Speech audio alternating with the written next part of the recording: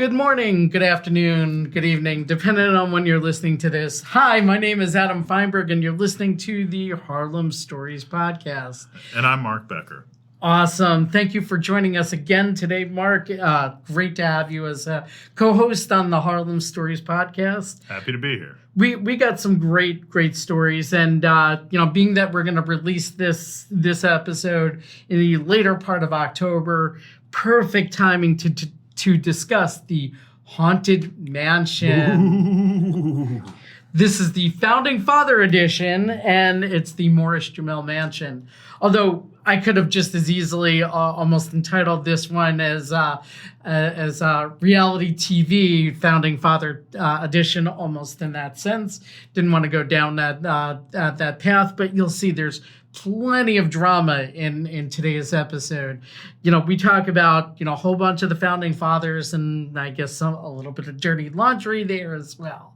So fun topic, and, certainly one of those that we can tie into multiple events from prior episodes. We've talked about the Audubon Circle Historic District and the cemetery contained, on the edge of that. We talked about the Battle of Harlem Heights, and we kind of tie a little bit into that. So much of the history that we talked to, and other episodes as well, regarding some of the other founding fathers, Alexander Hamilton, which, his home, the Grange, located uptown. So, a lot to discuss today. This is a little bit of a meatier episode, a lot of content to discuss, but I really think the listeners are really going to really love today, what we've got for them today. I know I'm looking forward to it. So, one thing I just want to, get out of the way, a little bit of housekeeping. Harlem Stories has moved to a bi-weekly format. And that's because we want to make sure that these episodes, they do take quite a bit of time to create. And obviously time as an agent is often our enemy. So, we want to try and keep things, the quality high, but not necessarily, eat up so much of our time that we can't do our jobs. So that's the first bit of housekeeping. Next thing, just want to let, all of our listeners know that, that we have, a lot of episodes archived. You can go to the Harlem Stories website. You can go to Apple Podcasts or Spotify and, listen to them there. Great. Awesome. So today, what we're going to talk about is the Morris-Jumel Mansion. And, we are, going to, I want to, make sure that all of our listeners know that as important as, all the things that we discuss, we're not historians. We're not going to know every little juicy detail or all the facts, but, we do want to entice you to learn more and visit these neighborhoods. So while we're not historians, we do have a keen interest on history. And, so much of what we see and connect the dots over here, that's something that we had just discussed. So without further ado, we're going to talk about first the Morris family. Awesome. And the Morris family, it was actually Colonel Roger Morris and his wife, Mary, and I believe that's the Mary Phillips Morris. I'm not quite sure. Is it? It's spelled Philipse,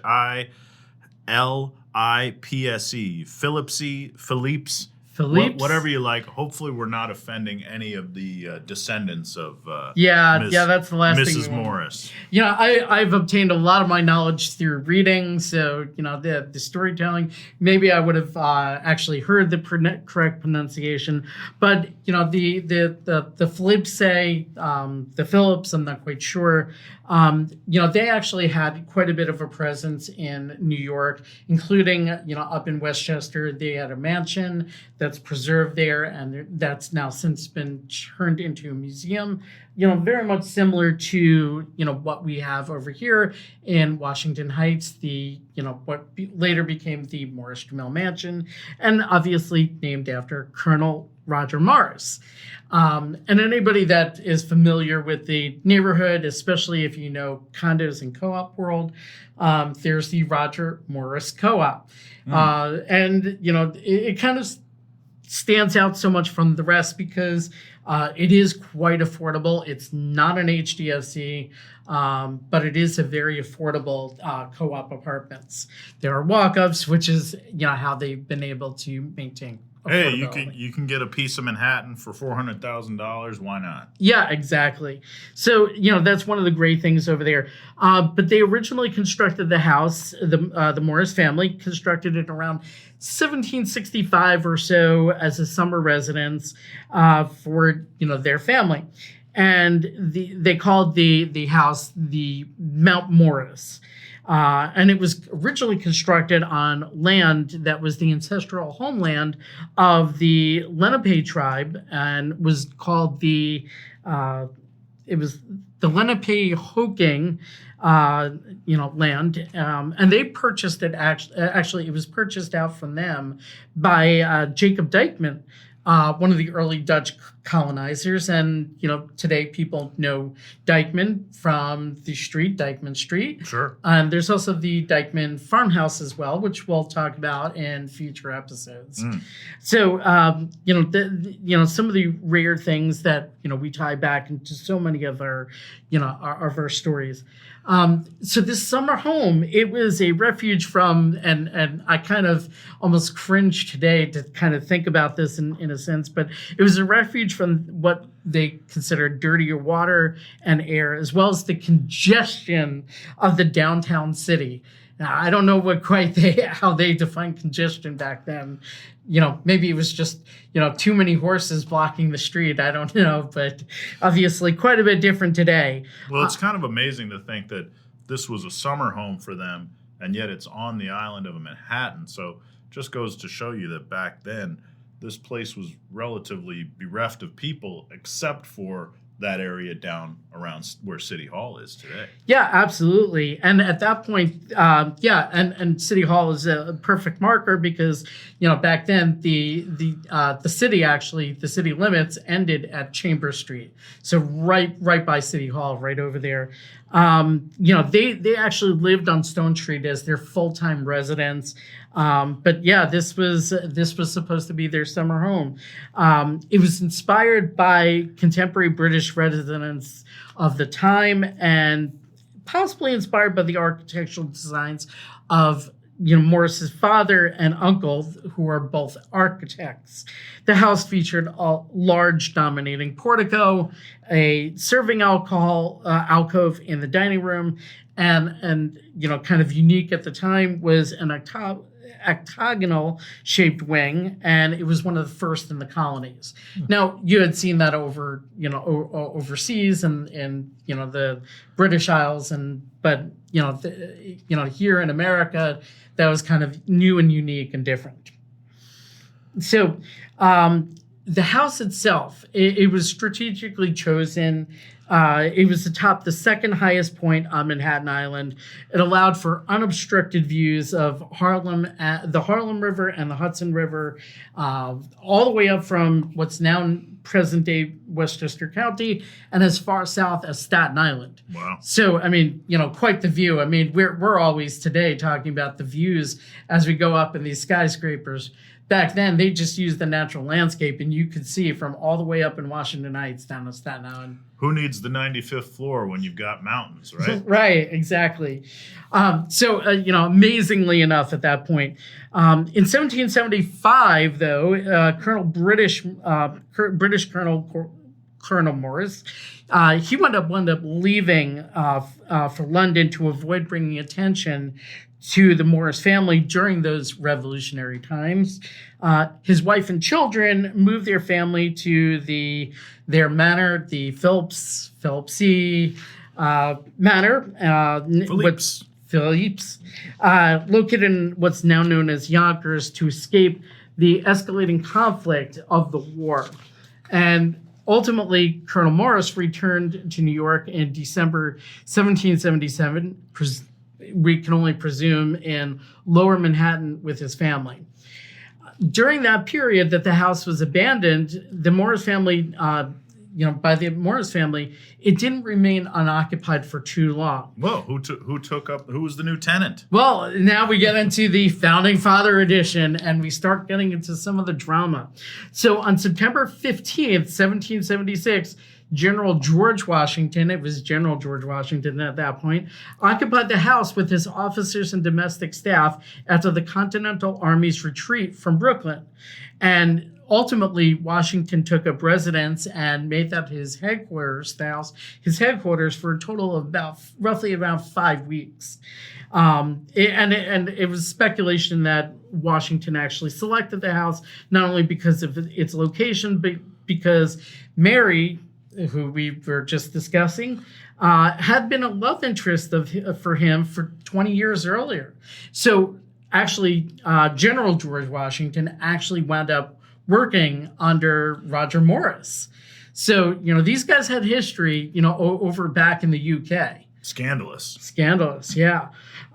So, we do know that George Washington had served under Colonel Morris during that period, and we know that he actually did know Mary. So it's only speculation, whether that she was actually a love interest of his. But, it sounds like based on all the other details that we're hearing, sounds like it's quite credible speculation. So ultimately, and he wound up choosing the house not only because of that strategic aspect, but also because the ties to Mary. But the elevated location and size of the house made it ideal for his military headquarters during that period. And the Battle of Harlem Heights, which we had discussed in a prior episode, occurred the very next day. So, not exactly coincidence that he set up headquarters a little further north of, ultimately where the Battle of Harlem Heights had been. And ultimately, George Washington didn't stay at that location, forever. He only stayed about 5 weeks. But what makes the house so much more interesting is that, after he departed, the mansion was used at various times as headquarters for other troops, which included the English as well as German mercenary soldiers known as the Hessians. So ultimately, the mansion is one of the few remaining structures in the United States to house all sides of conflicts. Wow, that's fascinating. And it's still standing today. Wow. So, that's some of the cool parts. Now, again, we start getting into the drama again. So obviously, the Morris family, obviously with ties to the British and obviously Roger being, a colonel in the British military, it was kind of scandalous to own that property. So at the end of the war, Mary Morris was only one of 3 women accused of treason in the state of New York, and the property was confiscated as a result. Now, get this, of legislation written by Mary's cousin. Mary's cousin is the one that basically turned her in. Wow. Now, who was Mary's cousin? We get to yet another founding father, John Jay. Same John Jay that we know as the John Jay School of Criminal Justice today. I think there's a park named John Jay on 77th and York. Yep, exactly. This is all the same John Jay, and it was a cousin of Mary's. Wow. So when I was saying this is almost like drama, reality flipped TV. on his own cousin. Yeah, flipped on his own cousin. So ultimately the house and the land were sold to offset the large war debt incurred by the Americans. And then, for a long time, the house kind of remained in, kind of limbo land, even though it had been sold. Between 1873 and 1810, the house was used as a tavern. It was used as a stagecoach stop, also as an inn for travelers. But for the most part, it was largely abandoned. The land itself was being used by tenant farmers. However, now we go back to, our founding father, components again. In July in 1790, now president, no longer general, President George Washington visited the house with some members of his future cabinet. Now, keep in mind that George Washington became president, the first president of the United States, in 1789. So it wasn't much long after that he was looking at some of the members of his future cabinet, about a year later. And he took the future members of his cabinet, their wives and families, for a formal meal, all back at the Morris Mansion, or what was then the former Morris Mansion. Some of the guests, now this is where we get into even more of the founding fathers of America. Some of the guests of that meal were Thomas Jefferson, John Adams, and of course his wife Abigail Adams, Alexander Hamilton, who ultimately wound up building his home not too far south, only a handful of blocks south. Which is now known as the Grange, and we'll talk more about the Grange in additional episodes. Eliza Schuyler, I'm not quite sure. Schuyler? Okay.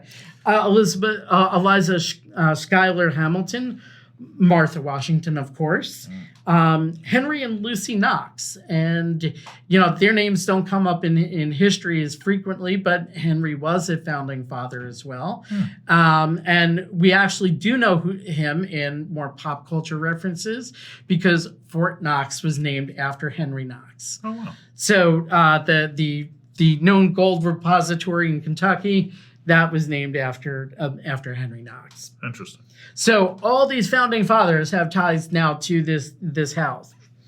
Well, about 20 years go by, and after that dinner, and Mount Margaret's the acreage was purchased by Stephen Jumel. And who is Stephen Jumel? Well, he's a French wine merchant and importer of luxury goods, along with his wife, Eliza Bowens. So, Eliza grew up in poverty, and while she was proving herself on a regular basis to become an astute businesswoman, she managed, all of the Jumel's real estate deals. And apparently there were quite a number of them. So she was really business savvy. However, they were never really fully accepted by the nature of by the higher echelons of New York society, due to their combination of humble and immigrant origins.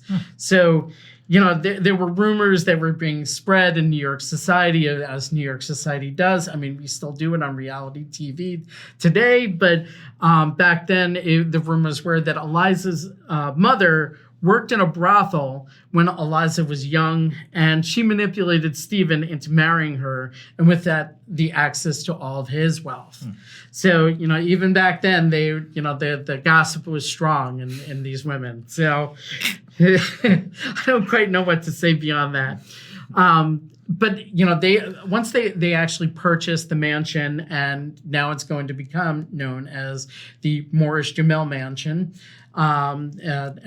Jumel, or they were calling it at that point the Jumel Mansion. But so I think a lot of people like me for many years might have been under the impression, or might still be under the impression, that Morris-Jumel was a single guy, but in fact it's just two last names. Two different families, yeah. Represent the different time periods in which they occupied the house.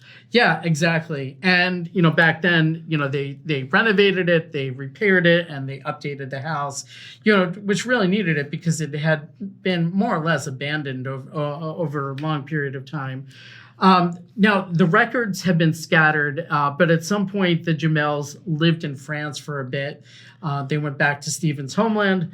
But there's indications that they were socially connected in France, maybe not here in New York, but in France they were pretty well socially connected, which included the Napoleonic Circle. So, again, we go back to all these big key players in history. And it's rumored that, that Stephen and Eliza offered Napoleon Bonaparte safe passage to New York after the Battle of Waterloo.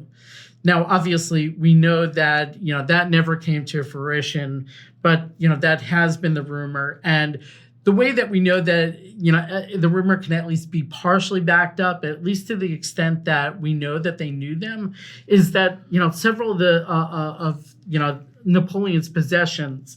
They actually acquired some of his furniture pieces, and they're actually exhibited in the museum today. The mansion itself is a museum. So you can actually see some of Napoleon's pieces. So we know at least part of that is true and fact. How much of it we're not, we don't know. So, we fast forward again, and unfortunately, Stephen had passed, Stephen Jumel. And, Eliza, again, controversial figure, just a year later winds up getting remarried. Now we go back to our drama and all of the rumor and gossiping aspects over here. But who did she wind up remarrying? No other than the former vice president, Aaron Burr. Wow. So again, I'm like, Alexander Hamilton, who, Burr and Hamilton wound up dueling famously in New Jersey. His home wasn't too far away either. And these two did not get along for a lot of reasons. But here's where it got even crazier still. So the marriage didn't ultimately last too long because, it was basically Eliza, being very shrewd with money and being a smart business person. She saw that Aaron Burr was actually just, throwing her money away. Didn't take long for her to lose patience with him. And it was only about 4 months later that she decides to file for divorce. She's sick of him sitting on the couch playing video games, huh? Yeah, exactly. Or whatever they did equivalent back then. Throwing rocks. So, no, here's where it starts getting even juicier now.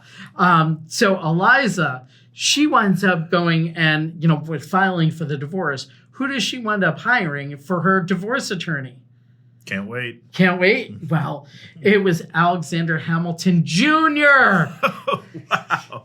So Alexander Hamilton's son? Yes. Wow. It was Alexander Hamilton's son. So, how's that for like stick in your eye, man? that was pretty painful. So Burr, actually, in going through all this, he went into kind of a downward spiral. It was a combination of loss of his wealth and prestige, and then a divorce on top of it. Ultimately, he passed away the day his divorce was set to be finalized in 1836. Sounds like a rough last few months of his life. Probably hitting the bottle pretty hard. So, Eliza, ready to kind of move on with her life. She never remarried, though. So she didn't really decide that she wanted to be a part of New York society. Mount Morris became her primary residence, and she summered in Saratoga, New York, which way back in the day, that was like the equivalent of like the Hamptons are for us today. Beautiful part of the country. Yeah. So, the drama doesn't end just because, we eliminated the founding fathers from this whole equation. So while in Saratoga, Eliza hired free African-American Ann Northrup to be her cook in New York City. Now, what's crazy still, Ann's husband, Solomon, he wound up getting abducted and sold into slavery. And crazy enough, Anne and Solomon's story is now immortalized in the book and movie 12 Years a Slave. Wow. So all this ties back to Eliza Jumel and the family. Now, in 1865, Eliza ultimately wound up passing. She left the estate to her niece, ignoring her nephew, and it led to a 17-year legal battle. Now, Eliza herself is permanently interned in the Trinity Cemetery, a few blocks from where the mansion was located. Now, this is where we start getting to the spooky stuff over here. So if it wasn't crazy enough that we had all this drama and all the founding fathers tied to this house, now it's reported and rumored that Eliza ghost haunts the house. And, well, there's other potential ghosts that have been rumored to haunt the house as well. A Hessian soldier that was died on the stairs of the house. And also there was a maid that wound up jumping out of a window So there's multiple potential ghosts, but the main one is rumored to be Eliza herself. Voices and heavy footsteps have been heard, and only a sole staff member in the house. So obviously, that kind of brings up the whole ghost and haunting aspects. Staff had also been reported doors opening and lights being turned on and off. In one instance, the house and grounds were closed. 2 people on the first floor gift shop heard women downstairs laughing and a table scraping against the floor. They wound up running to check every room, and they found no one. But what they did find was a 6-foot-long wooden table in the kitchen that had been pushed off kilter. So, all of this, again, adds to the allure and spooky factor of the Morris-Jumel Mansion. So there was another instance about 50-something years ago or so. There was a group of children on a school field trip. A woman appeared on the balcony above the porch entrance and told the children to shush. And, when the curator finally arrived, who was running late, finally arrived to open up the house, she insisted that the house had been empty. The house had been locked. There was no sign of unlawful entry. And the woman described by the children sounded a lot like the description of Elijah Jumel. Wow. So, this is really, truly a haunted mansion in New York City. In 2014, the television show Ghost Adventures filmed an episode at the mansion to investigate reports of paranormal activity. In 2021, the house was featured on BuzzFeed Unsolved, Supernatural. And there's been other shows that have been recorded as well.